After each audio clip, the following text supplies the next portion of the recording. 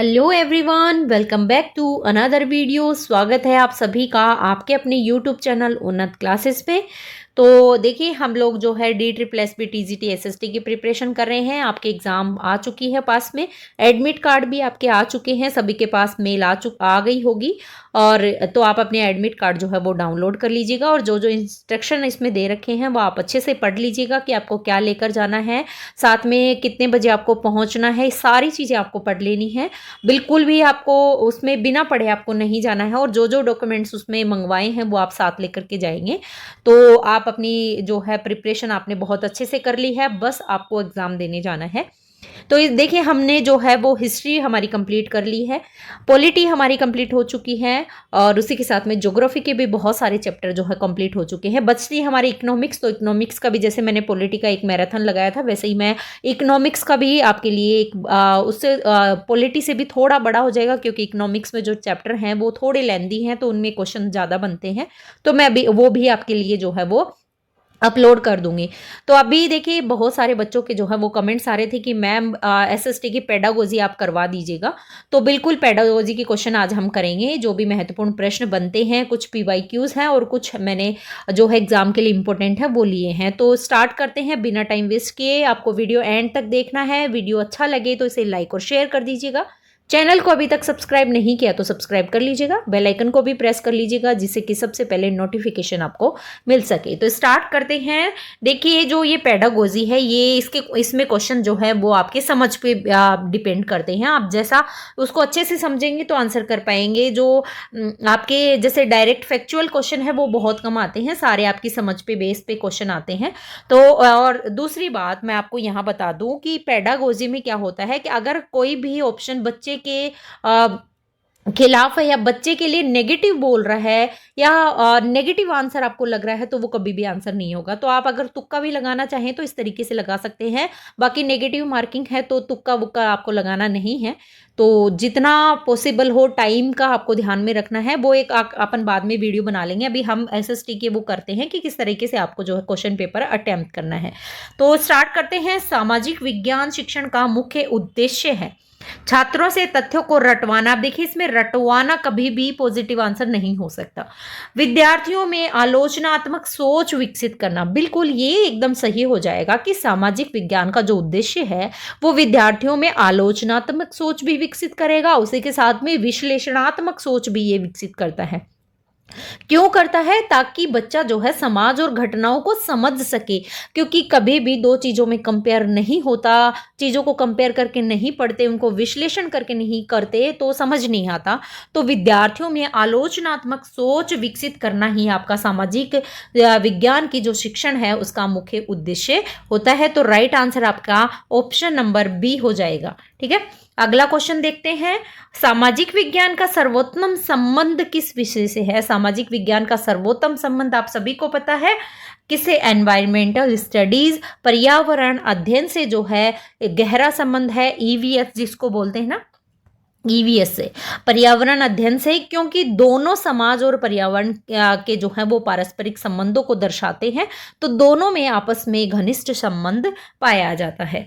अगला क्वेश्चन है, निम्नलिखित में से कौन सा सामाजिक विज्ञान शिक्षण का सिद्धांत नहीं है? पूछा है इसमें। तो सामाजिक विज्ञान शिक्षण का सिद्धांत आपके सह संबंध, प्रोत्साहन, करके सीखना या रट कर याद करना। देखिए, रटना कहीं भी पॉजिटिव मैंने अभी बताया था नहीं हो सकता। तो ये वाला आपका क्या सिद्धांत नहीं है पूछा है, तो डी राइट आंसर हो जाएगा। सामाजिक विज्ञान में अनुभवात्मक अधिगम को प्राथमिकता दी जाती है, रटने को नहीं दी जाती है। तो राइट आंसर इसका क्या हो जाएगा? डी हो जाएगा। प्रोजेक्ट विधि का विकास किसने किया था? ये PYQ में पूछा गया है। किलपैट्रिक ने प्रोजेक्ट विधि का जो है वो आपके क्या किया था? प्रोजेक्ट विधि दी थी, जो कि लर्निंग बाय डूइंग पर आधारित है। ये भी क्वेश्चन आपके एग्जाम में पूछा जाता है। लर्निंग बाय डूइंग कौन से मेथड के अनुसार आता है? प्रोजेक्ट विधि के अनुसार, और WH किलपैट्रिक ने ये विधि दी थी। देखिए, बहुत इजी क्वेश्चन आते हैं इसमें। आप जो 10 क्वेश्चन आते हैं, 10 में से 10 नंबर आप ला सकते हैं। अगला है, निर्माणवादी दृष्टिकोण का मुख्य फोकस क्या है? तो निर्माणवादी दृष्टिकोण का मुख्य फोकस आपका सिर्फ क्या होगा, स्टूडेंट सेंटर लर्निंग होगा, विद्यार्थी केंद्रित शिक्षण होगा। निर्माणवादी में शिक्षार्थी स्वयं ज्ञान का निर्माण करते हैं, तो इसलिए जो विद्यार्थी हैं वो इसका केंद्र होता है। तो राइट आंसर आपका क्या हो जाएगा, स्टूडेंट सेंटर्ड लर्निंग। अगला क्वेश्चन है, सामाजिक विज्ञान में मूल्यांकन होना चाहिए। देखिए, सामाजिक विज्ञान में मूल्यांकन जो है वो केवल वस्तुनिष्ठ प्रकार का होना चाहिए, बिल्कुल नहीं। केवल वस्तुनिष्ठ नहीं हो सकता, सतत और व्यापक, बिल्कुल सतत और व्यापक मूल्यांकन, जो CCE जिसको हम बोलते हैं ना, सतत और व्यापक मूल्यांकन जो है वो आवश्यक है, ताकि विद्यार्थी जो है वो सभी पक्षों का जो है वो मूल्यांकन कर सके, मूल्यांकन उनका हो सके। तो सतत और व्यापक मूल्यांकन होना चाहिए। सामाजिक विज्ञान शिक्षक के लिए कौन सा कौशल सबसे महत्वपूर्ण है? तो सामाजिक विज्ञान शिक्षक के लिए सबसे महत्वपूर्ण कौशल है आपका संचार कौशल, कम्युनिकेशन स्किल जो है वो सबसे महत्वपूर्ण है। विद्यार्थियों के साथ ये संवाद स्थापित करने के लिए जो है आवश्यक होता है। तो सामाजिक विज्ञान में जो है वो संचार कौशल सबसे महत्वपूर्ण माना जाता है। भूगोल पढ़ाने के लिए सबसे अच्छा शिक्षण सहायक साधन कौन सा है? शिक्षण सहायक साधक भूगोल पढ़ाने के लिए आवश्यक है आपका कौन सा हो जाएगा? फ्लैश बोर्ड, मानचित्र और ग्लोब। तो भूगोल के लिए सभी को पता है मानचित्र और ग्लोब की जो है वो सबसे ज्यादा आवश्यकता होती है। क्यों? क्योंकि जो ग्लोब और मानचित्र है उसके द्वारा विद्यार्थियों को जो वास्तविक भौगोलिक स्थिति है ना उसका ज्ञान होता है। तो भूगोल में ग्लोब और मानचित्र का आवश्यक रूप से जो है यूज किया जाता है। अगला क्वेश्चन है, क्रियात्मक अधिगम क्या है? तो क्रियात्मक अधिगम आपके शिक्षक केंद्रित, विद्यार्थी केंद्रित, बिल्कुल विद्यार्थी केंद्रित आपकी जो है वो आपके क्या हो जाएगा, क्रियात्मक अधिगम। यानी एक्टिविटी बेस्ड लर्निंग में जो है वो सक्रिय रूप से भागीदार कौन होता है? विद्यार्थी होता है। विद्यार्थियों को जो है इसमें भागीदार, सक्रिय रूप से जो है भागीदारी से इसको सीखने की प्रक्रिया इसमें शामिल होती है। तो एक्टिविटी बेस्ड लर्निंग यानी जो क्रियात्मक अधिगम है उसमें विद्यार्थी केंद्रित ये अधिगम होता है। सामाजिक विज्ञान का पाठ्यक्रम होना चाहिए। तो सामाजिक विज्ञान का पाठ्यक्रम जो है स्थिर होना चाहिए, गतिशील होना चाहिए, कठिन या परीक्षा केंद्रित। बिल्कुल गतिशील होना चाहिए, डायनेमिक होना चाहिए। सामाजिक विज्ञान का पाठ्यक्रम कैसा होना चाहिए? गतिशील। क्यों? ताकि ये समाज में जो परिवर्तन होते हैं ना उनको प्रतिबिंबित कर सके। तो आपकी क्या होना चाहिए? ये डायनेमिक होना चाहिए, गतिशील होना चाहिए। अगला क्वेश्चन है, पाठ योजना किसके लिए बनाई जाती है? तो देखिए, पाठ योजना जो है आपके लेसन प्लान जो है वो किसके लिए बनाया जाता है? ये बनाया जाता है, ऑप्शन हम लोग देख लेते हैं, शिक्षक को व्यवस्थित शिक्षण में सहायता। बिल्कुल सभी ने बीएड करी हुई है, सभी को पता है कि जो आपकी लेसन प्लान है वो आपके शिक्षक को व्यवस्थित शिक्षण में सहायता देने के लिए किस तरीके से जो है वो क्लास को कमांड किया जाता है, किस तरीके से जो है वो पढ़ाया जाता है, टीचिंग मेथड जो है उनका कैसे यूज किया जाता है, ये सारी चीजें आपकी लेसन प्लान में बताई जाती है। तो ये जो है लेसन प्लान शिक्षण को क्या करता है कि योजनाबद्ध और प्रभावी बनाने के लिए तैयार किया जाता है, ताकि क्या होता है शिक्षक जो है वो क्रमबद्ध रूप से पढ़ा सके। तो ये इसमें सिखाया जाता है लेसन प्लान में, पाठ योजना में। अगला क्वेश्चन है, इसमें देखिए बीएड में जो हमने पढ़ा है वो ही मोस्टली जिसके अभी लेटेस्ट बीएड हुई है, तो इसके तो ये आंसर बिल्कुल सही होने वाले हैं। ब्लूम के संज्ञानात्मक क्षेत्र में सर्वोच्च स्तर कौन सा है? देखिए, ब्लूम के वर्गीकरण में सबसे सर्वोच्च स्तर अगर देखें तो वो उन्होंने मूल्यांकन को माना है, इवैल्यूएशन को माना है, जहां विद्यार्थी निर्णय लेने और विश्लेषण करने की क्षमता को प्रदर्शित करता है। तो सबसे ज्यादा सर्वोच्च स्तर जो माना है इन्होंने मूल्यांकन को माना है। किसने? ब्लूम ने।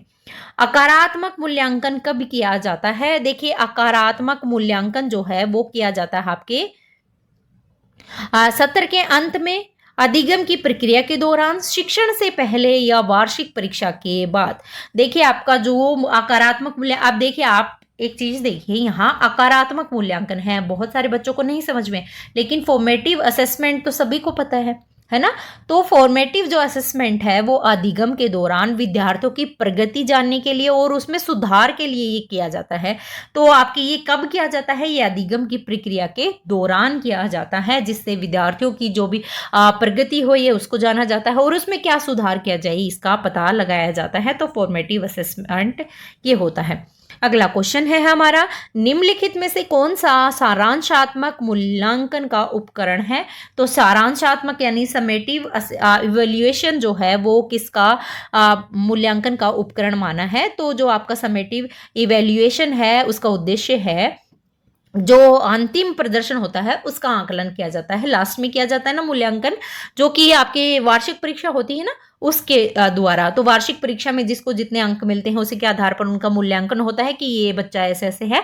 तो ये आपकी वार्षिक परीक्षा को जो है एनुअल एग्जामिनेशन को इसका उपकरण सारांशात्मक मूल्यांकन का उपकरण माना जाता है, अंतिम में ये किया जाता है। रेमेडियल टीचिंग सुधारात्मक शिक्षण का उद्देश्य क्या है? देखिए आपको इंग्लिश टर्म याद रखनी पड़ेगी, कई बार हिंदी में कुछ घुमा फिरा के जो है लैंग्वेज दे देते हैं, तो इंग्लिश वाले टर्म आप याद रखेंगे तो आपको फायदा होगा। तो रेमेडियल टीचिंग जो है वो आपकी शिक्षण का उपयोग किया जाता है धीमी गति से सीखने वाले विद्यार्थियों के लिए किया जाता है, जो स्लो लर्नर्स होते हैं ना उनके लिए ये इसका यूज किया जाता है। मतलब जो बच्चे किसी कारणवश पीछे रह जाते हैं तो उनकी मतलब आप एक अतिरिक्त सहायता उनकी कर सके, इस वजह से जो है रेमेडियल टीचिंग आपकी की जाती है। अगला क्वेश्चन है, सामाजिक विज्ञान शिक्षण के लिए सबसे उपयुक्त विधि कौन सी है? तो सामाजिक विज्ञान शिक्षण के लिए सबसे उपयुक्त विधि आपकी डिस्कशन मेथड, जो चर्चा विधि है वो सबसे उपयुक्त विधि मानी जाती है। इसमें जो है विचार विमर्श किए जाते हैं, विश्लेषण किया जाता है, सामाजिक विषय के जो भी सामाजिक विषय हैं उनका विश्लेषण किया जाता है, उन पर विचार विमर्श होता है। तो सबसे उपयुक्त विधि आपकी चर्चा विधि मानी जाती है। अगला क्वेश्चन है, निम्नलिखित में से कौन सा श्रव्य दृश्य सहायक साधन नहीं है? तो श्रव्य दृश्य सहायक साधन आपका नहीं है, वो है आपका रेडियो श्रव्य दृश्य है, टेलीविजन है, प्रोजेक्टर है, लेकिन फ्लैश कार्ड जो है आपके दृश्य है, श्रव्य साधन नहीं है, इसलिए श्रव्य दृश्य दोनों में नहीं आएंगे। तो श्रव्य दृश्य वाले तो बहुत इजी से क्वेश्चन आते हैं, तो आप कर पाएंगे इनको। अगला क्वेश्चन देखते हैं हम, नैदानिक परीक्षण का उपयोग किया जाता है। देखिए जो आपके नैदानिक परीक्षण है उसका उपयोग अधिगम कठिनाइयों के कारण जाने, बिल्कुल जो भी अधिगम कठिनाइयां होती हैं यानी विद्यार्थियों की कमजोरियों का पता लगाना, उनकी जो कठिनाई है उनके कारणों की पहचान करना और फिर उनका उचित सुधार किया जाता है, वो नैदानिक परीक्षण होता है। पहले उसकी जो भी परेशानी होती है, कठिनाई होती है, उनके कारण को जानते हैं और फिर उनका सॉल्यूशन निकालते हैं, उनमें सुधार किया जाता है, वही आपका नैदानिक परीक्षण होता है। अगला क्वेश्चन है, एक अच्छी सामाजिक विज्ञान की पाठ्य पुस्तक होनी चाहिए, आकर्षक होनी चाहिए, जानकारीपूर्ण होनी चाहिए, कठिन होनी चाहिए, लंबी होनी चाहिए या फिर जटिल भाषा में नहीं, जटिल नहीं, केवल सिद्धांत पर केंद्रित हो, तो दोनों तो गलत हो जाएंगे। कठिन और लंबी, यहाँ कठिन है लंबी है ये भी गलत हो जाएगा, तो पहला ही ऑप्शन हमारा पॉजिटिव लग रहा है। आकर्षक और जानकारीपूर्ण होनी चाहिए, अच्छी पाठ्य पुस्तक है वो सरल होनी चाहिए, उसमें बहुत सारे चित्र होने चाहिए, चित्रयुक्त होनी चाहिए और जानकारीपूर्ण होनी चाहिए, जिससे विद्यार्थी क्या करें उसमें रुचि लेकर के पढ़ सके उसको, तभी तो बुक्स को इतना मतलब आप अट्रैक्टिव बनाते हैं, उसमें बहुत अच्छे अच्छे चित्र होते हैं, तो बच्चा क्या होता है उसकी तरफ अट्रैक्ट होता है और फिर वो उसको जो है चित्रों के माध्यम से पढ़ता है, देखता है, स्टोरीज पढ़ के जैसे, तो ये उसमें ये सारी चीजें गुण होनी चाहिए अच्छी पाठ्य पुस्तक में।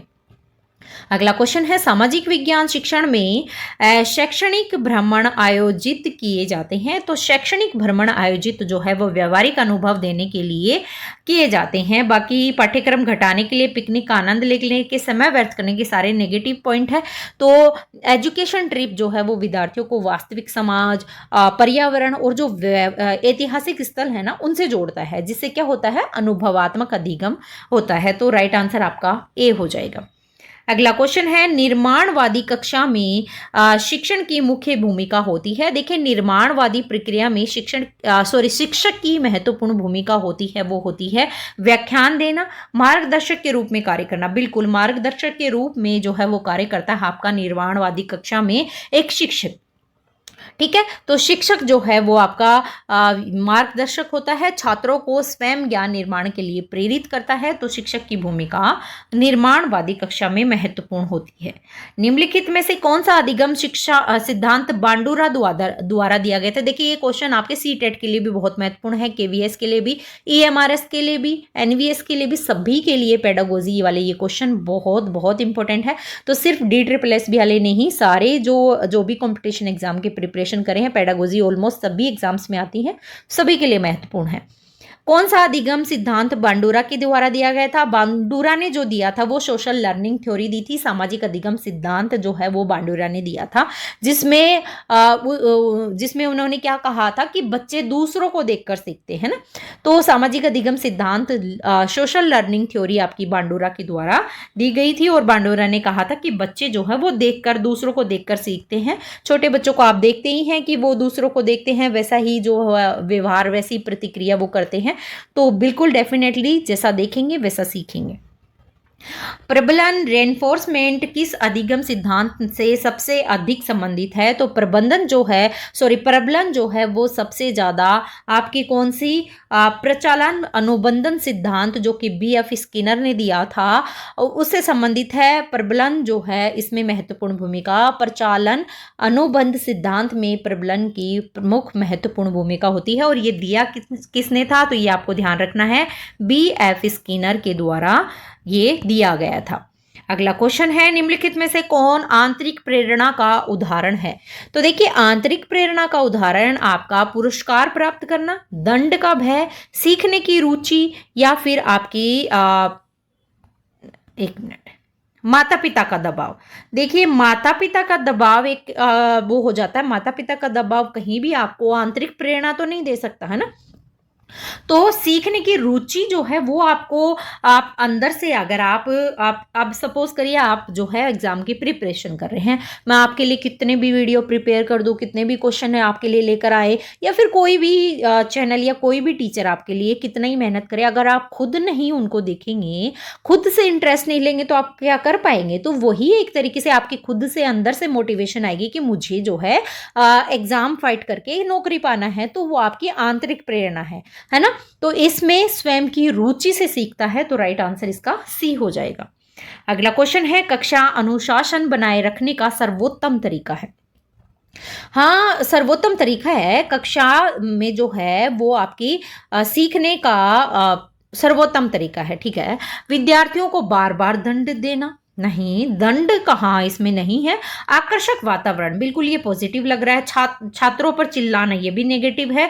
दुर्व्यवहार को नजरअंदाज भी नहीं कर सकते आप, जो दुर्व्यवहार होता है। तो पॉजिटिव इसमें एक ही है, बी, कि आकर्षक वातावरण बनाना जो कक्षा अनुशासन बनाए रखने में सर्वोत्तम तरीका होता है। कक्षा का वातावरण रोचक होना चाहिए, सहभागिता पूर्ण होना चाहिए, जिससे क्या होगा, वहां पर अनुशासन जो है वो स्वाभाविक रूप से बना रहेगा। तो इसका बी राइट आंसर हो जाएगा। एक अच्छे शिक्षक की विशेषता क्या होती है? एक अच्छा शिक्षक जो है वो कैसा होना चाहिए? कठोर और अनुशासन प्रिय होना चाहिए, अधीर होना चाहिए, प्रोत्साहक और सहानुभूतिशील होना चाहिए, उदासीन। तो एक ही पॉजिटिव दिख रहा है कि एक अच्छा शिक्षक है वो सहानुभूतिपूर्ण भी होना चाहिए, प्रोत्साहन देने वाला भी होना चाहिए, और विद्यार्थियों की आवश्यकताओं को समझने वाला होना चाहिए। तो सी राइट आंसर हो जाएगा। तभी तो बोलते हैं ना, वो मेरा फेवरेट टीचर है ना, जो बच्चों को समझ लेते हैं वो फेवरेट बन जाते हैं। अगला क्वेश्चन है, सूक्ष्म शिक्षण उपयोगी है? तो पाठ्यपुस्तक मूल्यांकन के लिए, शिक्षण कौशल विकसित करने के लिए, या फिर अंतिम परीक्षा आयोजित करने के लिए, उपस्थिति जांचने के लिए। देखिए, सूक्ष्म शिक्षण जो होता है, माइक्रो टीचिंग होती है, वो शिक्षण कौशल विकसित करने के लिए होता है। जो माइक्रो टीचिंग का उद्देश्य है वो यही होता है कि जो शिक्षक होते हैं उनमें जो शिक्षण कौशल होते हैं, जो अभ्यास होता है वो उनमें करवाना। तो माइक्रो टीचिंग के द्वारा, फिर माइक्रो टीचिंग के बाद में लेसन प्लान सभी ने दिया होगा, तो ये ऐसे एक सीक्वेंस में चलता है। तो माइक्रो टीचिंग जो है वो आपके शिक्षण कौशल विकसित करने के लिए किया जाता है। तो बी राइट आंसर हो जाएगा। अगला क्वेश्चन है, निम्नलिखित में से कौन सा शिक्षण कौशल नहीं है? देखिए, शिक्षण कौशल कौन सा नहीं है? प्रश्न पूछने का कौशल, प्रबलन का कौशल, लेखन कौशल, या व्याख्यान कौशल। देखिए, शिक्षण कौशल नहीं है पूछा है, तो आपका प्रश्न पूछना कौशल भी है, रेनफोर्समेंट हमने अभी देखा था, प्रबलन का कौशल भी है, और आपकी व्याख्या कौशल भी है। लेकिन जो लेखन कौशल है वो आपका एक सामान्य भाषा कौशल माना जाता है, तो ये विशेष रूप से जो है शिक्षण कौशल की श्रेणी में नहीं आता है। तो सी राइट आंसर इसका, राइटिंग स्किल जो है वो गलत हो जाएगा। अगला क्वेश्चन है, जो आपकी सामाजिक विज्ञान विद्यार्थियों की किस में सहायता करता है? तो सामाजिक विज्ञान जो है वो विद्यार्थियों की यांत्रिक कौशल विकसित करने में, या समाज और मानव व्यवहार को समझने में। सामाजिक विज्ञान का उद्देश्य ही है जो समाज और उसके मानव व्यवहार है उसको समझने में, संस्कृति को समझने में, तो सामाजिक विज्ञान विद्यार्थियों को सामाजिक, सांस्कृतिक और मानव व्यवहार को समझने में जो है वो मदद करता है। तो बी राइट आंसर हो जाएगा। देखिए ऐसे ही आपको एग्जाम में करना है। अब जैसे मैं कहाँ लग रहा है कि ये पॉजिटिव है तो आंसर पे टिक कर रही हूँ नीचे वाले, क्योंकि ज़्यादा वो सोचेंगे तो ज़्यादा कंफ्यूज होंगे। तो आप में डी ट्रिपल एस में टाइम बहुत कम मिलता है, तो आपको ध्यान रखना है टाइम का स्पेशली। और बहुत सारी चीज़ें हैं उसमें कि आप एक बार अगर एक सेक्शन आपका ओपन हो गया और वो आपको आप दूसरे सेक्शन पे नहीं जा सकते, अगर चले गए तो पीछे वाला फिर वापस बैक नहीं आ सकते। तो बहुत सारी चीज़ें इसमें ध्यान रखने की ज़रूरत है। आप प्लीज़ जो इंस्ट्रक्शन है उनको ध्यान से पढ़ लीजिएगा। और यूट्यूब पे बहुत सारे वीडियोज़ हैं जिनमें बताया गया कि कैसे कैसे जो है उसमें एग्ज़ाम होती है, तो आप वो ज़रूर देख लीजिएगा। बाकी मैं आपको बताती ही रहूँगी। तो ध्यान जरूर रखना है आपको एग्ज़ाम देते टाइम, थोड़ी सा स्मार्टनेस रखनी है आपको। अगला क्वेश्चन है, सामाजिक विज्ञान में विद्यार्थियों का मूल्यांकन करने का सर्वोत्तम तरीका कौन सा है? तो सामाजिक विज्ञान में विद्यार्थियों का मूल्यांकन करने का सर्वोत्तम तरीका है सतत और व्यापक मूल्यांकन, है ना। सतत और व्यापक मूल्यांकन हमने अभी देखा था ना, CCE सतत और व्यापक मूल्यांकन, है ना। इससे विद्यार्थियों की संपूर्ण प्रगति के लिए ये किया जाता है और ये सर्वोत्तम तरीका माना जाता है। अगला है, लोकतांत्रिक कक्षा मुख्य रूप से किस पर बल देती है? देखिए लोकतांत्रिक जो कक्षा होती है वो आपकी बल देती है शिक्षक के अधिकार पर, विद्यार्थियों की समान भागीदारी पर, कड़े अनुशासन पर, एक तरफा संवाद पर। देखिए ये अधिकार पर गलत, कड़े अनुशासन का कहीं नहीं है, संवाद भी आपका नहीं हो सकता, एक तरफा नहीं हो सकता, है ना। कम्युनिकेशन जरूरी है लेकिन एक तरफा वन वे नहीं हो सकता।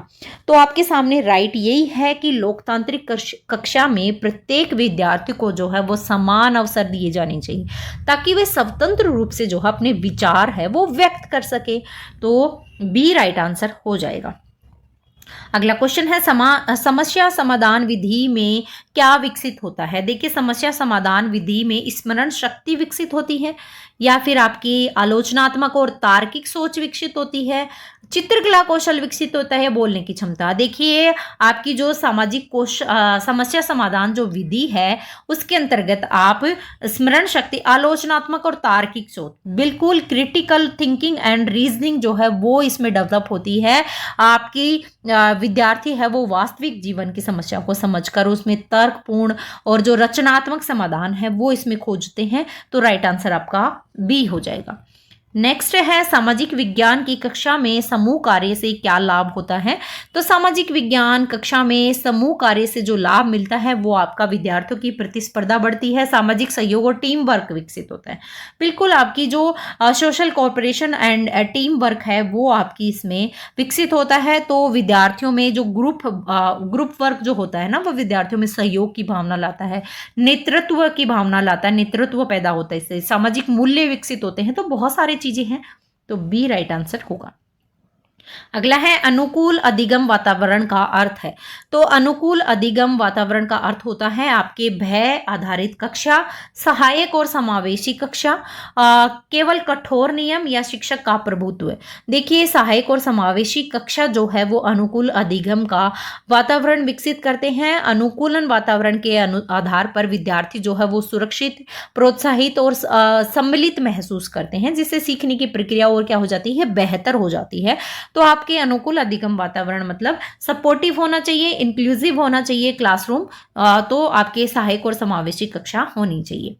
अगला क्वेश्चन है, प्रोजेक्ट विधि किसने बढ़ावा देती है? प्रोजेक्ट विधि हमने देखी थी किसने दी थी। प्रोजेक्ट विधि बढ़ावा किसको देती है? करके सीखने पर बढ़ावा देती है। लर्निंग बाय डूइंग हमने कभी किया था, यानी विद्यार्थियों को वास्तविक कार्य के द्वारा अनुभव के आधार पर जो है वो अधिगम का अवसर देती है, लर्निंग बाय डूइंग का अवसर प्रदान करती है। सामाजिक विज्ञान शिक्षण में विद्यार्थियों को विकसित करने का सर्वोत्तम तरीका। देखिए सामाजिक विज्ञान शिक्षण में मूल्यों को विकसित करने का सर्वोत्तम तरीका जो है वो आपके नैतिक उपदेश देना नहीं, भूमिका अभिनय और चर्चा, दंड नहीं, नारे नहीं, रोल प्ले एंड डिस्कशन जो है वो सबसे महत्वपूर्ण माना जाता है। भूमिका अभिनय और चर्चा जो है वो विद्यार्थियों को क्या करता है, व्यावहारिक स्थितियों में मूल्य अपनाने का जो है वो अवसर प्रदान करती है। तो बी राइट आंसर हो जाएगा। अगला है, निम्नलिखित में से कौन सी विधि नागरिक शास्त्र विषय को पढ़ाने के लिए सर्वाधिक उपयुक्त मानी जाती है? नागरिक शास्त्र को पढ़ाने के लिए सिविक्स टॉपिक्स जो भी हैं उनको पढ़ाने के लिए सबसे उपयुक्त विधि कौन सी मानी जाएगी? कहानी विधि, प्रोजेक्ट विधि, या फिर आपकी नाट्य रूपांतरण चर्चा या श्रुतलेख। देखिए आपका सिविक्स यानी नागरिक शास्त्र है, उसमें नाट्य रूपांतरण और चर्चा जो है वो विद्यार्थियों को क्या करेगा, जो लोकतांत्रिक प्रक्रियाएं हैं उनको समझने में मदद करेगा, है ना। तो चर्चा हो गई, नाट्य रूपांतरण होगा, ये आवश्यक होती है सिविक्स को पढ़ाने के लिए। शिक्षा में निर्माणवाद का विश्वास है कि देखिए शिक्षा में निर्माणवाद जो है आपका उसका विश्वास है कि ये ज्ञान शिक्षक द्वारा दिया जाता है। ज्ञान शिक्षार्थी स्वयं निरूपित करता है, ज्ञान पुस्तकों से रटा जाता है, या ज्ञान स्थिर और अपरिवर्तनीय होता है। देखिए निर्माणवाद जो है उसके अनुसार विद्यार्थी जो हैं वो अपने अनुभवों और अपनी सोच के आधार पर स्वयं ज्ञान का निर्माण करते हैं, कि निर्माणवाद मानता है। तो इसमें राइट आंसर ये होगा कि ज्ञान जो है वो शिक्षार्थी स्वयं निर्मित करता है, किसके द्वारा, अपने अनुभवों के द्वारा, अपनी सोच के द्वारा। तो ये ध्यान में रखना आपको, निर्माणवाद जो है ये मानता है विद्यार्थी स्वयं ज्ञान निर्मित करता है।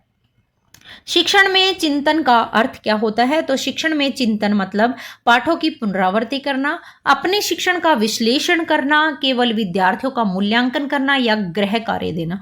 देखिए जो आपके ये शिक्षण चिंतन है, रिफ्लेक्शन है, ये इसका मतलब होता है कि जो शिक्षक को है वो अपने व्यवहार, जो शिक्षण व्यवहार है उस पर विचार करता है और उसे सुधारने का जो है वो अवसर प्रदान करता है। तो अपने शिक्षण का विश्लेषण करता है इसमें शिक्षण। ठीक है, अगला क्वेश्चन है हमारा, सतत और व्यापक मूल्यांकन CCE मुख्य रूप से किस पर केंद्रित है? ठीक है, तो देखिए CCE जो है वो मुख्य रूप से केंद्रित है आपकी केवल शैक्षिक उपलब्धि पर, शैक्षिक और शैक्षिक, बिल्कुल शैक्षिक और शैक्षिक जो उपलब्धियां होती हैं उस पर उपलब्ध होता है। CCE का उद्देश्य ये होता है क्या, विद्यार्थी का सर्वांगीण विकास का मूल्यांकन, है ना, उसका शारीरिक, शैक्षिक, मानसिक, सामाजिक सभी पहलुओं को ध्यान में रखकर जो है वो CCE क्या करता है, उसका मूल्यांकन करता है। देखा था ना, सर्वोत्तम मूल्यांकन ही माना है CCE ने। तो राइट आंसर इसका बी हो जाएगा। अगला क्वेश्चन है आपका, ब्लूम के संशोधित वर्गीकरण के अनुसार संज्ञानात्मक क्षेत्र का सर्वोत्तम स्तर कौन सा है? ब्लूम के अनुसार तो देखिए ब्लूम ने जो है उसमें संशोधित जो टेक्सोनॉमी है उसमें सबसे ऊंचे स्तर पर जो माना है वो सृजन को माना है। आपकी क्रिएटिंग जो एक्टिविटी होती है उसको माना है सृजन करना, जहां विद्यार्थी क्या करता है, नए विचार और उनका फिर समाधान उत्पन्न करता है। तो आपकी ब्लूम ने जो संशोधित वर्गीकरण किया किसका, संज्ञानात्मक क्षेत्र में, तो सबसे सर्वोच्च उन्होंने सृजन करना यानी इसको महत्वपूर्ण माना है, क्रिएटिंग को। अगला है ICT in classroom is manually used for. कक्षा में ICT का मुख्य उपयोग किस लिए किया जाता है? तो कक्षा में ICT का यूज जो है वो मनोरंजन के लिए किया जाता है, सहभागात्मक और प्रभावी अधिगम के लिए किया जाता है, केवल उपस्थिति के लिए, रिकॉर्ड रखने के लिए। बी राइट आंसर हो जाएगा। ICT जो है वो शिक्षण को रोचक बनाती है, दृश्य और जो सहभागात्मक है वो बनाती है। तो सहभागात्मक और प्रभावी निगम के लिए जो आपके ICT आवश्यक है। समावेशी शिक्षा का अर्थ क्या होता है? Inclusive education. तो ये क्वेश्चन बहुत बार पूछा जा चुका है DSSB में। तो समावेशी शिक्षा का मतलब होता है सभी के लिए समान अवसर, सभी के लिए समान अधिगम के अवसर उपलब्ध कराना। ऑप्शन नंबर बी में है, सभी को समान अवसर मिलना चाहिए, सभी को सम्मान दिया जाने, सभी बच्चों को समान समझना चाहिए, और चाहे उनकी पृष्ठभूमि कोई भी हो, चाहे उनकी कोई भी क्षमता हो, लेकिन सभी को समान माना जाए। अगला क्वेश्चन है, निम्नलिखित में से कौन सा उपाय विद्यार्थियों को प्रभावी ढंग से प्रेरित करता है? प्रभावी ढंग से प्रेरित जो करता है विद्यार्थियों को धमकी और दंड नहीं कर सकता, प्रशंसा और सम्मान कर सकता है। आप बच्चों को जो है आप प्रशंसा करेंगे उनकी कि आप इतने अच्छे हो, तो उनको मोटिवेशन मिलता है, ठीक है, उनमें आत्मविश्वास जगता है, उनमें सकारात्मक दृष्टिकोण विकसित होता है। तो पहले का टाइम अलग था कि गलत बोलते थे तो बच्चा सोचता था मैं ऐसा हूं, आजकल गलत बोलते तो वो गलत ही रास्ते पे जाता है। तो कभी भी बच्चे को जो है वो गलत ना बोले कि तुम ऐसे हो, तुम ऐसे, उनकी प्रशंसा करो। अगर कोई बच्चा है भी ऐसा शरारती है तो प्रशंसा करो, आप कितने अच्छे हो, आप ऐसे नहीं कर सकते, आप और अच्छे बन सकते हो। तो वो अपने आप में कोशिश करते हैं, उनमें आत्मविश्वास जगता है, उनमें सकारात्मक दृष्टिकोण आता है कि मेरे लिए कोई तो अच्छा बोल रहा है, तो उनमें पॉजिटिविटी आती है। तो आप प्रशंसा और सम्मान जो है वो विद्यार्थी को प्रभावी ढंग से प्रेरित करता है।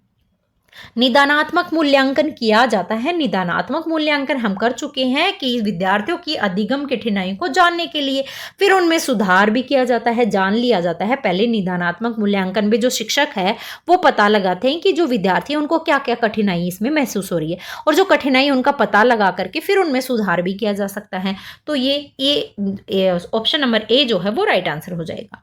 गठनात्मक मूल्यांकन को किस नाम से जाना जाता है? Formative assessment. देखिए अब इसके ही हिंदी में कितने नाम आ गए हैं ना। तो जो गठनात्मक मूल्यांकन या फॉर्मेटिव असेसमेंट है वो अधिगम हेतु मूल्यांकन होता है। ये क्वेश्चन बहुत बार बहुत सारे एग्जाम्स में पूछा जा चुका है। अधिगम का मूल्यांकन, अधिगम हेतु मूल्यांकन, अधिगम द्वारा मूल्यांकन और अधिगम पर मूल्यांकन।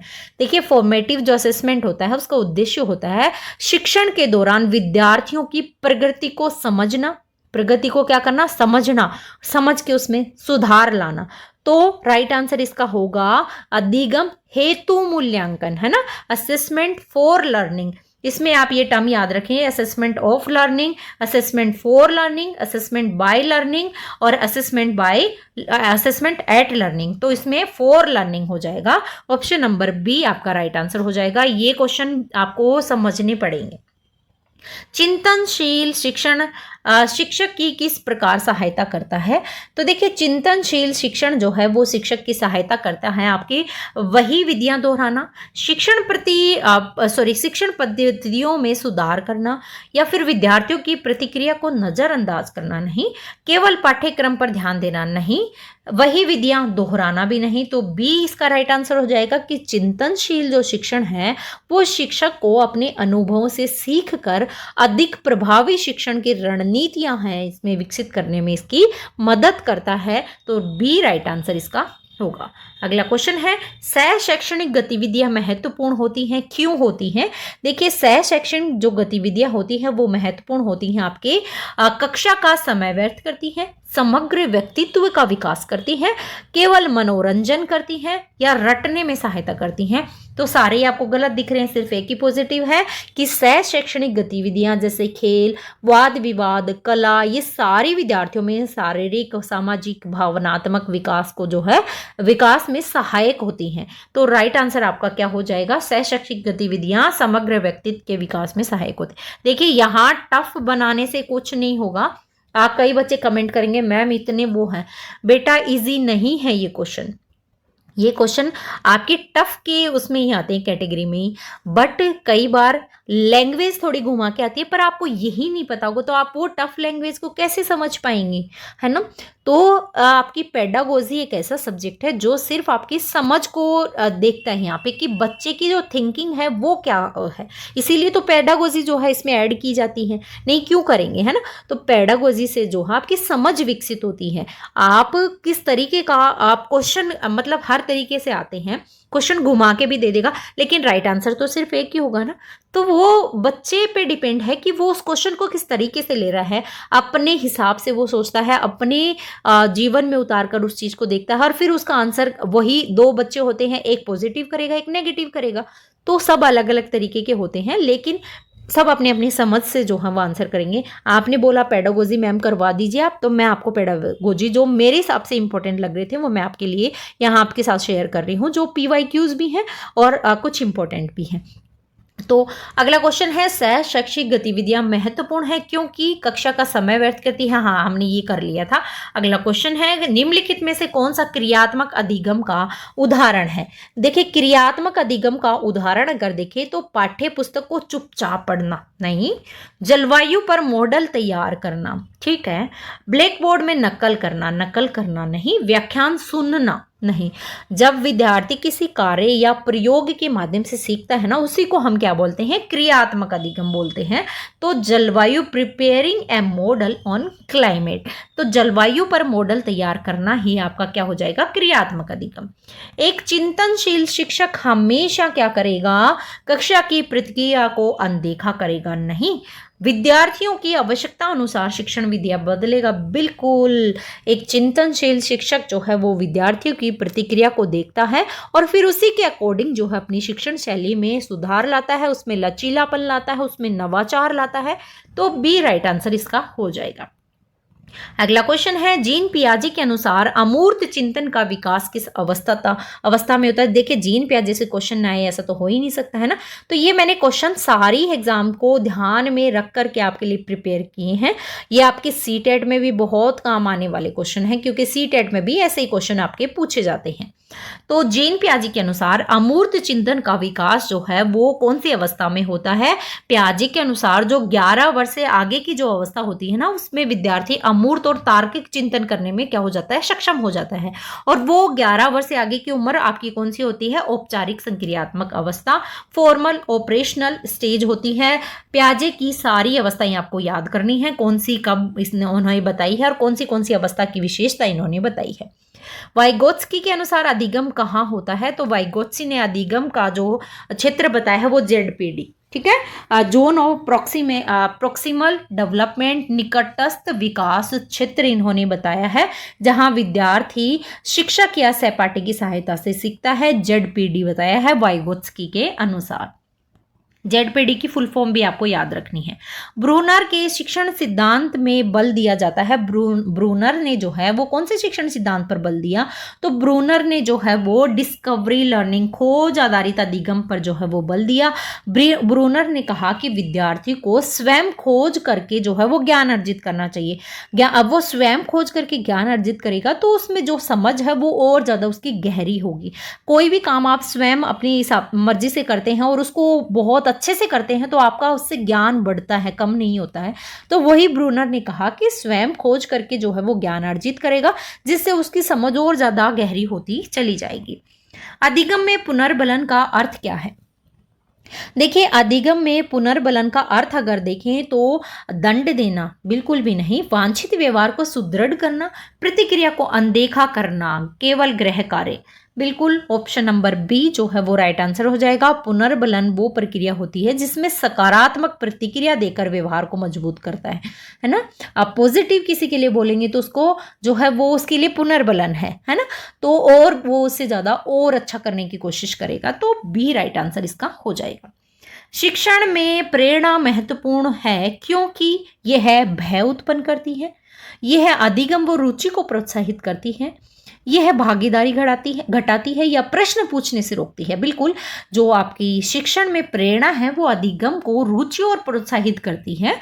आप इसे प्रेरणा से विद्यार्थी में उत्साह आता है, उसमें जिज्ञासा उत्पन्न होती है और उसमें निरंतरता भी लाती है ये, जिससे क्या होता है, अधिगम क्या होगा, प्रभावी होगा। तो रुचि और प्रोत्साहित करती है आपकी प्रेरणा। कक्षा प्रबंधन का मुख्य उद्देश्य है। देखिए कक्षा प्रबंधन का मुख्य उद्देश्य आपका सकारात्मक, अनुशासित और सहभागात्मक वातावरण बनाना होता है। तो आपके हिसाब से अधिगम केवल अनुकूल वातावरण बनाना है ना, केवल अनुशासन बनाए रखना, विद्यार्थियों की गतिविधियां सीमित करना नहीं, शिक्षक केंद्रित, विद्यार्थी केंद्रित होता है शिक्षण। तो केवल अनुशासन भी नहीं होगा, अधिगम हेतु अनुकूल वातावरण बनाना। अगला क्वेश्चन है, व्यवहारवाद के अनुसार अधिगम किसका परिणाम है। देखिए व्यवहारवाद के अनुसार जो आपका अधिगम है वो आपके उद्दीपक प्रतिक्रिया संबंध का जो है वो परिणाम है। व्यवहारवादी सिद्धांत जो है उसमें कौन कौन आते हैं, स्किनर और थॉर्नडाइक, है ना। तो उन्होंने जो है वो अधिगम, उद्दीपक और प्रतिक्रिया के बीच में संबंध बताया है ना। तो राइट आंसर आपका बी हो जाएगा। व्यवहारवादी भी आपको ध्यान में रखने हैं। थॉर्नडाइक के अनुसार प्रभाव का नियम का अर्थ होता है, थॉर्नडाइक ने प्रभाव का नियम दिया और प्रभाव के नियम का अर्थ उन्होंने क्या बताया, प्रभाव का नियम लॉ ऑफ इफेक्ट्स, है ना। मतलब थॉर्नडाइक ने कहा कि यदि किसी भी क्रिया का परिणाम जो है वो संतोषजनक होता है तो वह व्यवहार मजबूत होता है। तो प्रभाव का नियम मतलब संतोषजनक परिणाम अधिगम को सुदृढ़ करता है।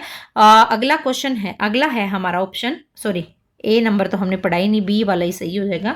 अधिगम संयोग से होता है, संतोषजनक परिणाम अधिगम को सुदृढ़ करता है, ये ठीक है। अधिगम परिणाम पर निर्भर होता है, अभ्यास में अधिगम घटता है। अभ्यास से कभी अधिगम घटा है क्या, नहीं। तो बी राइट आंसर इसका हो जाएगा। अगला क्वेश्चन देखते हैं, अवलोकन विधि सबसे उपयोगी होती है भावनात्मक व्यवहार को मापने के लिए या फिर आपकी लिखित परीक्षा लेने के लिए। इतिहास पढ़ने के लिए, गृह कार्य देने के लिए। देखिए अवलोकन विधि में शिक्षक विद्यार्थियों के व्यवहार, उनकी रुचि, उनकी आदतें, उनका दृष्टिकोण, उसका वास्तविक रूप से मूल्यांकन कर सकता है। तो भावनात्मक व्यवहार को मापा जाता है अवलोकन विधि में। अगला क्वेश्चन है, कक्षा में धीमी गति से सीखने वाले विद्यार्थी से निपटने की सर्वोच्च रणनीति कौन सी हो जाएगी? कितना अच्छा क्वेश्चन है। धीमी गति से बालक है वो सीख रहा है, ठीक है, और धीमी गति से बालक को सीखने के लिए विद्यार्थियों को अनदेखा आप करेंगे? बिल्कुल भी नहीं। धीमी गति से सीख रहा है उस पर विशेष रूप से ध्यान देंगे, उसको व्यक्तिगत ध्यान देंगे, उसको प्रोत्साहित करेंगे। तो ये राइट आंसर हो जाएगा। दंड भी नहीं देंगे, दूसरों से तुलना तो बिल्कुल भी नहीं करेंगे, कभी भी किसी की भी तुलना नहीं करनी किसी से कि वो ऐसा है तुम ऐसे हैं। किसी को भी कभी भी बच्चों की तुलना एक दूसरे से ना करें, उससे उनमें नेगेटिविटी आती है, पॉजिटिविटी नहीं आती है। उनमें ये लगता है कि मैम को तो वही बच्चा अच्छा लगता है, मैं तो कुछ भी कर लूँ, मैं वो कभी आगे नहीं बढ़ पाएगा, उनमें नेगेटिविटी आ जाएगी। तो तुलना कभी नहीं करनी आपको, दंड भी नहीं देना, अनदेखा तो बिल्कुल, अनदेखा भी आपको नहीं करना। तो विद्यार्थी जो धीमी गति से सीख रहा है उसमें धैर्य पूर्वक जो है उसको समझाना चाहिए, उसको दोहरान और जो व्यक्तिगत सहायता है वो देनी चाहिए। तो ये प्रभावी तरीका होता है आपका बी। अगला क्वेश्चन है हमारा, शिक्षण में प्रतिक्रिया महत्वपूर्ण। शिक्षण में प्रतिक्रिया महत्वपूर्ण है, क्योंकि महत्वपूर्ण क्यों होती है शिक्षण में प्रतिक्रिया? देखिए शिक्षण में प्रतिक्रिया जो है वो महत्वपूर्ण होती है, आपकी विद्यार्थियों को निरुत्साहित करती है, अधिगम सुधारने में मदद करती है, या तनाव बढ़ाती है, या फिर मूल्यांकन की जगह लेती है। देखिए जो प्रतिक्रिया है वो महत्वपूर्ण इसलिए होती है कि ये अधिगम सुधारने में मदद करती है ना। फीडबैक, प्रतिक्रिया मतलब क्या होता है? फीडबैक।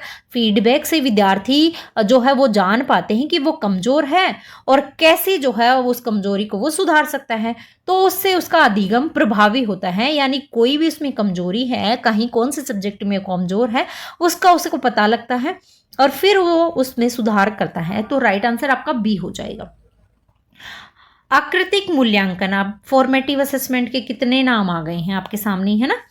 फॉर्मेटिव असेसमेंट जो होता है उसका मुख्य रूप क्या है? तो फॉर्मेटिव असेसमेंट का मुख्य रूप है अधिगम के दौरान सतत मूल्यांकन, यानी जो आकृतिक मूल्यांकन है आपका फॉर्मेटिव असेसमेंट है वो अधिगम के दौरान विद्यार्थी की लगातार प्रगति पर ध्यान देता है। राइट आंसर आपका बी होगा। अगला क्वेश्चन है, सामाजिक विज्ञान में अच्छा मूल्यांकन उपकरण है केवल स्मरण का परीक्षण करें, ज्ञान कौशल और दृष्टिकोण का मूल्यांकन करें, या फिर केवल अंकों पर ध्यान दें या जटिल हो? बिल्कुल आपके ज्ञान कौशल और जो दृष्टिकोण है उस पर ध्यान दिया जाता है इसमें, है ना। केवल अंकों पर ध्यान नहीं दिया जाता, केवल उद्देश्यों पर ध्यान नहीं दिया जाता, बल्कि विद्यार्थियों की जो सर्वांगीण विकास है उसको जानना होता है इसके अंतर्गत। तो बी राइट आंसर इसका हो जाएगा। अगला क्वेश्चन है, सहपाठी शिक्षण विद्यार्थियों को किस में मदद करता है? देखिए सहपाठी शिक्षण विद्यार्थियों को मदद करता है सहयोग और संचार कौशल विकसित करने में। केवल शिक्षक पर निर्भर होना, कक्षा गतिविधियों को अनदेखा करना, केवल सामग्री याद करना, ये ही राइट आंसर हो जाएगा इसका। सहपाठी शिक्षण में विद्यार्थी एक दूसरे से सीखते हैं, बोलते हैं ना आप ग्रुप्स में बैठ के स्टडी करें तो एक दूसरे से सीखते हैं, उनमें डिबेट्स होती हैं वो भी एक दूसरे से सीखते हैं ना। और डिबेट से बच्चे में जो है वो अपने भाव प्रकट करने की क्षमता विकसित होती है।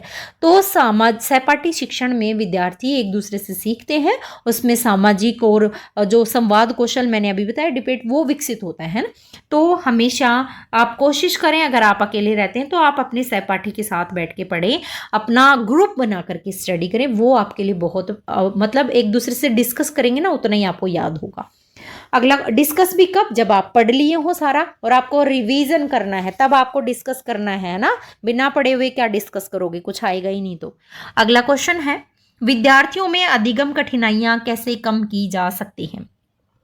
देखिए विद्यार्थियों में अधिगम कठिनाइयां कम की जा सकती है व्यक्तिगत शिक्षण के द्वारा, है ना। विद्यार्थी जो है वो व्यक्तिगत शिक्षण से क्या करता है, अपने स्तर के अनुसार सीख सकता है। तो अपने स्तर के अनुसार इंडिविजुअली अगर वो सीखेगा तो उसमें कठिनाइयां क्या होगी, कम होगी। ए राइट आंसर हो जाएगा। अगला है निम्नलिखित में से कौन सा क्रियाकलाप सहभागितापूर्ण कक्षा का उदाहरण है। सहभागितापूर्ण कक्षा का उदाहरण व्याख्यान, वाद विवाद, नोट्स का नकल, चुपचाप पठन। डिबेट जो है वो सभी विद्यार्थियों को इसमें सक्रिय रूप से भाग लेने के लिए ये प्रोत्साहित करती है, और जिससे क्या होता है उसमें तर्क करने की क्षमता बढ़ती है, उसमें संवाद की क्षमता बढ़ती है। तो डिबेट सभी विद्यार्थियों को सक्रिय रूप से भाग इसमें डिबेट में लेते हैं, वाद विवाद में, और ये अच्छी होती है डिबेट में पार्टिसिपेट। जो बच्चा स्कूल में पढ़ रहा होता है ना उसको अवश्य लेनी चाहिए, क्योंकि इससे बहुत सारी चीज़ें आपका, एक तो अगर आप बोलने में आपको प्रॉब्लम हो रही है कि मैं स्टेज पे कैसे बोलूँ या मैं बच्चों के सामने कैसे अपने भाव प्रकट करूँ, तो ये इससे बहुत अच्छा फायदा हो रहा है। आजकल स्कूलों में ये सारी चीज़ें आप चल रही हैं, क्योंकि बच्चों को आजकल बुक से ज़्यादा जो आपकी ये एक्टिविटीज़ होती हैं उनमें ज़्यादा पार्टिसिपेट करवाया जाता है। विद्यार्थी केंद्रित अधिगम में शिक्षक की भूमिका होती है। केवल ज्ञान देने वाला होना चाहिए, मार्गदर्शक और सहयोगी होना चाहिए, कठोर अनुशासक होना चाहिए, निष्क्रिय पर्यवेक्षक होना चाहिए। देखिए, मार्गदर्शक और सहयोगी होना चाहिए आपका। विद्यार्थी केंद्रित अधिगम में जो शिक्षक होता है वो आपका मार्गदर्शक का कार्य करता है, सीखने की प्रक्रिया को सरल और सक्रिय बनाता है। तो बी राइट आंसर इसका हो जाएगा। अब एनईपी से भी क्वेश्चन ऐसा है नहीं कि आएगा नहीं, है ना। एनईपी 2020 से पेडागोजी में डेफिनेटली क्वेश्चन पूछा जाता है।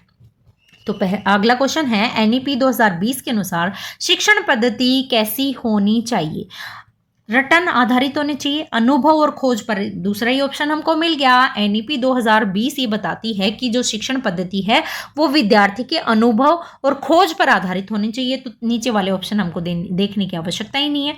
अगला है संकल्पना मानचित्रण, कॉन्सेप्ट मैपिंग विद्यार्थियों को किस में मदद करता है। देखिए, कॉन्सेप्ट मैपिंग जो है वो विद्यार्थियों को मदद करता है तथ्यों को याद रखने के, विचार और व्यवस्थित और संबंधित करना, विचारों को व्यवस्थित और संबंधित करना। बिल्कुल, कॉन्सेप्ट मैपिंग में विद्यार्थी सूचना को समझने योग्य जो है वो बनाता है, उसको व्यवस्थित करता है और आपस में एक दूसरे से संबंध स्थापित करता है। तो बी राइट आंसर इसका हो जाएगा संकल्पना मानचित्रण में। रूबिक्स का उपयोग किसके लिए किया जाता है। रूबिक्स क्यूब बहुत सारे बच्चों ने सोल्व की होगी ना। तो रूबिक्स का उपयोग किया जाता है आपके केवल वस्तुनिष्ठ परीक्षा के लिए, रूब्रिक्स कार्य में प्रदर्शन का मूल्यांकन के लिए। बिल्कुल, रूब्रिक्स जो है एक मूल्यांकन उपकरण होता है जो विद्यार्थियों के विशिष्ट प्रदर्शन मापदंडों के लिए मापदंडों के आधार पर इसमें मूल्यांकन करता है। तो रूब्रिक्स का उपयोग मूल्यांकन के लिए किया जाता है, कार्य के प्रदर्शन के मूल्यांकन के लिए, रूब्रिक्स। ठीक है। अगला क्वेश्चन है आपका, एक रूबिक क्यूब्स होती है वो अलग चीज होती है। अनुभवात्मक अधिगम का अर्थ होता है, अनुभवात्मक अधिगम का अर्थ आपके रट के सीखने से होता है, अनुभव के माध्यम से होता है, केवल पढ़कर सीखना होता है या सुनकर सीखना। देखिए, अनुभव के माध्यम से होगा अनुभवात्मक। इजी सा क्वेश्चन है कि व्यवहार और अधिगम के माध्यम से जो ज्ञान और कौशल प्राप्त होता है वही अनुभवात्मक आपका अधिगम होता है। तो राइट आंसर आपका बी हो जाएगा।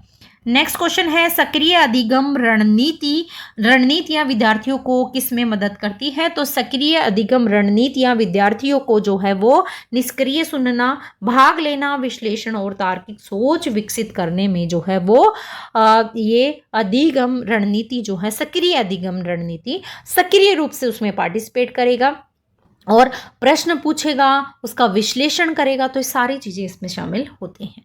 अगला क्वेश्चन है भिन्नीकृत शिक्षण का उद्देश्य है। ठीक है, डिफरेंशिएट इंस्ट्रक्शन। तो इसका जो आपके ये भिन्नीकृत शिक्षण का उद्देश्य है, उसका उद्देश्य है सभी छात्रों को समान तरीके से पढ़ाना, प्रत्येक छात्र की अधिगम आवश्यकता को पूरा। देखिए, भिन्नीकृत हो गया तो अलग अलग छात्र हो गए ना, यानी जो अलग अलग छात्र हैं, छात्रों की अलग अलग क्षमताओं रुचियों के अनुसार अधिगम सामग्री और पद्धतियां अपनाते हैं। तो भिन्नीकृत का मतलब अलग अलग छात्र, तो प्रत्येक छात्र की अधिगम आवश्यकताओं को पूरा किया जाता है। आईसीटी आधारित मूल्यांकन किस में मदद करता है। तो आईसीटी आधारित मूल्यांकन जो होता है वो आपके केवल कागजी परीक्षा में, त्वरित प्रतिक्रिया और सहभागात्मक मूल्यांकन में। बिल्कुल, ऑप्शन नंबर 20 का राइट आंसर हो जाएगा। त्वरित जो प्रतिक्रिया होती है, डेटा संग्रह होता है, छात्रों की सहभागिता होती है, वो आईसीटी मूल्यांकन इसमें जो होता है मूल्यांकन में मदद करता है। सामाजिक विज्ञान में भूमिका अभिनय का उपयोग किस लिए किया जाता है? देखिए, सामाजिक विज्ञान में रोल प्ले जो होता है वो उसका उपयोग क्यों किया जाता है? उसका उपयोग किया जाता है आपकी वास्तविक जीवन स्थितियों का अनुभव करने के लिए, परिस्थितियों का अनुभव हो, उसमें व्यवहारिक समझ प्रदान करने के लिए जो है वो भूमिका अभिनय विकसित होती है। अगला क्वेश्चन है, कक्षा में प्रेरणा रणनीतियों में क्या शामिल है? देखिए, कक्षा में प्रेरणा रणनीतियों में शामिल आपके पुरस्कार और प्रशंसा, भय और दंड नहीं होगा, छात्रों में प्रयासों की और केवल लिखित पुरस्कार और प्रशंसा हम कर चुके हैं। उससे विद्यार्थी उत्साहित होगा, प्रेरित होगा और सीखने के लिए वो और आगे अच्छा मेहनत करेगा, बेहतर प्रयास करेगा। सामाजिक विज्ञान में संकल्पना आधारित शिक्षण का उद्देश्य क्या है? देखिए, जो आपकी ये सामाजिक विज्ञान में संकल्पना आधारित शिक्षण का उद्देश्य है वो केवल तथ्यों को याद करना, मूलभूत सिद्धांत और संबंधों को समझना राइट आंसर हो जाएगा। संकल्पना आधारित जो शिक्षण होता है उसमें विद्यार्थी सूचना के पीछे के जो तर्क होते हैं उनको समझेगा, उनमें संबंध बनाता है, तो वो सिद्धांतों को संबंधों से समझता है, उनमें तर्क विकसित होता है। बी राइट आंसर इसका हो जाएगा। अगला क्वेश्चन है, निर्माणवादी कक्षा किसे बढ़ावा देती है? देखिए, सारे क्वेश्चन अलग अलग है, एक भी क्वेश्चन ऐसा तो है नहीं कि सेम टू सेम है। सारे क्वेश्चन से आपकी एक नई समझ विकसित होती है। तो निर्माणवादी कक्षा किसे बढ़ावा देती है? ये आपके सक्रिय ज्ञान का निर्माण करती है। एक्टिव नॉलेज कंस्ट्रक्शन जो है वो आपकी ये विकसित करती है। निर्माणवादी कक्षा में विद्यार्थी आपके स्वयं के अनुभव और गतिविधियों के माध्यम से जो है वो ज्ञान का निर्माण करते हैं। संकल्पना मानचित्रण का उपयोग किस लिए किया जाता है? देखिए, संकल्पना मानचित्रण का उपयोग जो है वो ज्ञान को व्यवस्थित और जोड़ने के लिए किया जाता है, यानी कॉन्सेप्ट मैपिंग हम कर चुके हैं। ये विद्यार्थियों को उनके विचारों को दृश्य रूप से विकसित करने के लिए इनमें समझ विकसित करता है, उसके बीच में संबंध बढ़ाता है। तो राइट आंसर आपका ये हो जाएगा। अगला क्वेश्चन है, अनुभवात्मक अधिगम विद्यार्थियों को किस में मदद करता है? देखिए, अनुभवात्मक अधिगम जो होता है आपके ये किस में मदद करता है? तो ये मदद करेगा आपका वास्तविक जीवन में जो ज्ञान है उसको लागू करना, है ना। Applied knowledge in real life, यानी जो भी अनुभवात्मक अधिगम है वो विद्यार्थी को सीखा हुआ जो ज्ञान है वो उसको वास्तविक जीवन में वो उसको यूज करेगा, है ना। तो राइट आंसर आपका बी हो जाएगा। नेक्स्ट क्वेश्चन है, सतत मूल्यांकन किस में मदद करता है? देखिए, सतत मूल्यांकन हम कर चुके हैं। सतत मूल्यांकन आपकी मदद करता है किस में? विद्यार्थियों की प्रगति को लगातार ट्रैक करने में। विद्यार्थी में जो सतत मूल्यांकन है उसके थ्रू जो शिक्षक है वो विद्यार्थी की प्रगति के लिए भी और जो उसमें कमजोरियां हैं उनको निरंतर समझ सकता है सतत मूल्यांकन के द्वारा। अगला क्वेश्चन है, पोर्टफोलियो मूल्यांकन का उपयोग किस लिए किया जाता है? देखिए, पोर्टफोलियो मूल्यांकन का उपयोग जो है विद्यार्थियों के कार्य के संग्रह का मूल्यांकन होता है। केवल लिखित परीक्षा आयोजन, अचानक परीक्षा लेना या फिर सामग्री, पहला वाला ही राइट आंसर आपका हो जाएगा। पोर्टफोलियो में विद्यार्थी के सभी कार्यों और उसकी प्रगति का संग्रह जो है वो मूल्यांकन के द्वारा इसमें किया जाता है, पोर्टफोलियो मूल्यांकन के द्वारा। अगला क्वेश्चन है, समावेशी कक्षाओं का उद्देश्य क्या होता है? देखिए, समावेशी जो कक्षाएं हो, इंक्लूसिव क्लासरूम जो होते हैं उनका उद्देश्य होता है केवल उन्नति और विद्यार्थियों को पढ़ाना, उन्नत विद्यार्थियों को विविध अधिगम आवश्यकताओं को पूरा करना। बिल्कुल, जो आवश्यकताएं होती हैं समावेशी कक्षा में सभी विद्यार्थियों की अलग अलग क्षमताएं होती हैं, अलग अलग जरूरतें होती हैं, उनको ध्यान में रखा जाता है। और समावेशी शिक्षा में यही तो कहा था, सभी को साथ लेकर चलना, किसी प्रकार का कोई भेदभाव नहीं करना। सहपाठी मूल्यांकन उपयोगी है क्योंकि देखिए, सहपाठी मूल्यांकन बहुत जरूरी है ना। पीयर असेसमेंट जो होता है वो सहपाठियों में प्रतिक्रिया जो होती है वो मिलती है इससे, है ना। तो सहपाठी मूल्यांकन में विद्यार्थी एक दूसरे से सीखते हैं, उसमें सुधार के अवसर पाते हैं, एक दूसरे के साथ संबंध अच्छे होते हैं, तो बहुत सारी इसमें पॉजिटिविटी मिलती है। अगला क्वेश्चन है, अधिगम उद्देश्य कैसे होने चाहिए? देखिए, अधिगम उद्देश्य है वो स्पष्ट होने चाहिए, मापनीय होनी चाहिए और प्राप्त करने योग्य होना चाहिए, जो सीखने की दिशा और परिणाम दोनों को समझ सके। तो राइट आंसर बी होगा। अगला क्वेश्चन है, ब्लूम की टैक्सोनॉमी शिक्षकों को किस में मदद करती है? ब्लूम टैक्सोनॉमी जो है वो शिक्षकों को मदद करती है उद्देश्य प्रश्न मूल्यांकन डिजाइन करने में। Option number A right answer होगा। ब्लूम टैक्सोनॉमी जो शिक्षक है उसको क्या करेगा? संज्ञानात्मक, है ना, उसी के साथ में मानसिक व्यवहारिक के सारे कौशल के जो स्तर होते हैं उनके अनुसार योजना बनाने में मदद करता है आपका ब्लूम टैक्सोनॉमी। अगला क्वेश्चन है, प्रतिक्रिया कैसी होनी चाहिए? फीडबैक।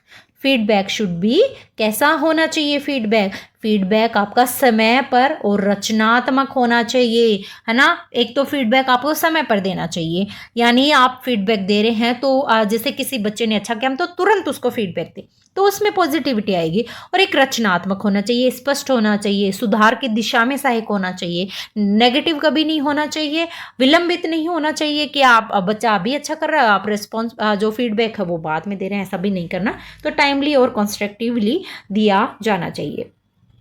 अगला क्वेश्चन है आपका, सामाजिक विज्ञान में कहानी सुनना किसके लिए उपयोगी होता है? सामाजिक विज्ञान में कहानी सुनना केवल तिथियां पढ़ना, अवधारणा को समझना और छात्रों को जोड़ना। बिल्कुल बी राइट आंसर इसका हो जाएगा। कहानी सुनने से विद्यार्थी सैद्धांतिक ज्ञान को सरल और रोचक तरीके से समझ पाता है। निर्माणवादी मूल्यांकन किस पर केंद्रित होता है? केवल अंक पर, विद्यार्थी ज्ञान कैसे निर्मित करते हैं उस पर, सामग्री रटना, या फिर आपके केवल शिक्षा की राह। देखिए आपके जो निर्माणवादी मूल्यांकन है वो विद्यार्थी ज्ञान कैसे निर्मित करते हैं उस पर डिपेंड करता है। विद्यार्थियों की ज्ञान निर्माण की प्रक्रिया, उनको समझ कैसे विकसित हो, उसमें महत्व दिया जाता है। तो बी राइट आंसर इसका हो जाएगा। अगला क्वेश्चन है, चिंतनशील शिक्षण किसमें मदद करता है? देखिए चिंतनशील जो आपका शिक्षण है वो मदद करता है आपका शिक्षक रणनीतियों में सुधार करने में।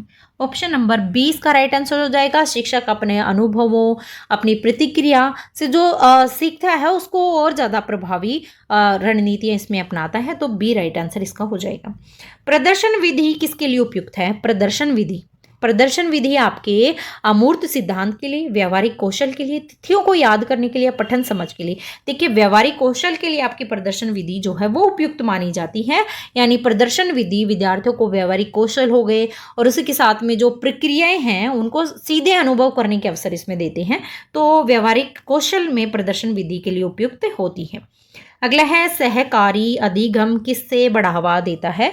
तो देखिए सहकारी जो अधिगम है वो बढ़ावा देता है आपका सहयोग और टीम वर्क के लिए, है ना। सहकारी अधिगम यानी कि आप कोऑपरेटिव लर्निंग, है ना। तो मतलब आप एक दूसरे के साथ मिलकर सीखते हैं जिससे सामाजिक कौशल बढ़ता है, समझ विकसित होती है। तो सहयोग और टीम वर्क में सहकारी अधिगम होता है।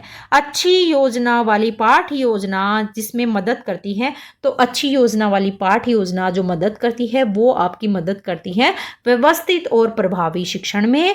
यानी पाठ योजना जो शिक्षण में होती है वो संगठित और स्पष्ट दिशा प्रदान करती है जिससे सीखना और ज़्यादा आसान हो जाता है। तो व्यवस्थित और प्रभावी शिक्षण में।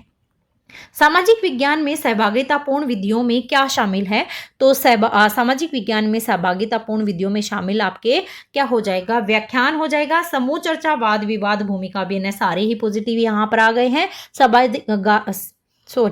सहभागितापूर्ण विधियां विद्यार्थियों को सक्रिय रूप से शामिल करती हैं और समझ इसमें बढ़ाती हैं। कई बार क्या होता है स्पीड बढ़ जाती है तो फिर वो टंग स्लिप हो जाती है। अगला है, शिक्षण का प्रश्न पूछने का कौशल किसमें मदद करता है? तो शिक्षण का प्रश्न पूछने का कौशल जो है वो मदद करेगा आपका सोच और भागीदार को प्रोत्साहित करने में, यानी सोचने की, उसमें उत्तर देने की क्षमता, विचार साझा करने के लिए, इन सभी के लिए जो है वो प्रोत्साहित करेगा अगर शिक्षक प्रश्न पूछेगा। सहपाठी अधिगम लाभकारी है क्योंकि सहयोग घटता कहाँ है? एक दूसरे से सहयोग को बढ़ावा देता है, बिल्कुल, है ना। एक दूसरे से सहयोग जो है, सहपाठी अधिगम जब होता है तो एक दूसरे से सहयोग बढ़ावा देगा। जो अनुभव है वो साझा होंगे, उससे अनुभव साझा होंगे तो समझ विकसित होगी, है ना। तो आपके राइट आंसर भी हो जाएगा। अगला है, सारांशात्मक मूल्यांकन कब किया जाता है? समेटिव असेसमेंट कब किया जाता है? तो ये किया जाता है इकाई या पाठ्यक्रम के अंत में। बहुत महत्वपूर्ण प्रश्न है। जो आपका समेटिव असेसमेंट होता है वो मूल्यांकन का जो अंतिम परिणाम और प्रदर्शन है उसको जानने के लिए किया जाता है। पाठ्यक्रम या फिर जो इकाई होती है, यूनिट होता है, यूनिट टेस्ट जो होते हैं वो ही आपके सारांशात्मक या समेटिव असेसमेंट होता है। ठीक है, तो राइट आंसर आपका क्या हो जाएगा? बी हो जाएगा। अगला क्वेश्चन है, निर्माणवादी शिक्षण किस पर केंद्रित होता है? तो देखिए निर्माणवादी शिक्षण होता है वो आपके विद्यार्थी केंद्रित होता है। निर्माणवादी हम देख चुके हैं ना, विद्यार्थी इसमें सक्रिय रूप से ज्ञान का निर्माण करता है और शिक्षक जो है इसमें मार्गदर्शक का कार्य करता है। अगला है सामाजिक विज्ञान में अनुभवात्मक गतिविधियां विद्यार्थियों को किस में मदद करती हैं? तो सामाजिक विज्ञान में अनुभवात्मक गतिविधियां जो है वो केवल तथ्यों को याद करने में, अवधारणा को समझ और को वास्तविक जीवन, बिल्कुल ये वाला ही पॉजिटिव हो गया ना कि अनुभवात्मक गतिविधि है वो उसके माध्यम से विद्यार्थी विचारों, सिद्धांतों उनको जो है अपने वास्तविक जीवन से जोड़कर सीखता है। तो बी राइट आंसर इसका हो जाएगा। और नेक्स्ट क्वेश्चन है हमारा, भिन्नीकृत मूल्यांकन क्या सुनिश्चित करता है ना? डिफरेंशिएट, असेसमेंट, इंश्योर, क्या मूल्य जो है वो सुनिश्चित करता है? तो भिन्नीकृत मूल्यांकन आपका सुनिश्चित करता है सभी छात्रों के लिए समान मूल्यांकन। भिन्नीकृत का मतलब सभी समान तो नहीं होगा, व्यक्तिगत जरूरतों के अनुसार निष्पक्ष मूल्यांकन। बिल्कुल, भिन्नीकृत मूल्यांकन मतलब विद्यार्थियों की अलग अलग क्षमताओं, उनकी जरूरतों के अनुसार जो है न्याय संगत मूल्यांकन है उसको सुनिश्चित करता है। तो आपके बी राइट आंसर हो जाएगा। तो ये हमारे क्वेश्चन 100 पेडागोजी के भी कंप्लीट हो जाते हैं। 100 क्वेश्चन कम नहीं है, सारे क्वेश्चन बहुत महत्वपूर्ण है। आई होप आपको सारे ही प्रश्न समझ में आए हो। अगर नहीं आए तो एक बार फिर से वीडियो देख लीजिएगा 2x पे करके। पर आप इस टाइम रिवीजन ज़्यादा से ज़्यादा आपको करना है, बिल्कुल भी डिमोटिवेट नहीं होना है। जितना हो सके अपने आप को पॉजिटिव रखिए और एग्ज़ाम अच्छे से आपको देकर आना है। बाकी कोई पोर्शन बच जाता है किसी सब्जेक्ट में, कौन सा वाला जो टॉपिक आपको करना है वो आप कमेंट करके बता दीजिएगा, तो मैं पहले वो ही आपको करवा दूंगी। बाकी इकोनॉमिक्स में आपके साथ प्रॉमिस कि कल मैं इकोनॉमिक्स की 100% वीडियो आपके लिए अपलोड कर दूंगी। तो मिलते हैं नेक्स्ट वीडियो में कुछ ऐसे ही महत्वपूर्ण प्रश्नों के साथ। जय हिंद, जय भारत।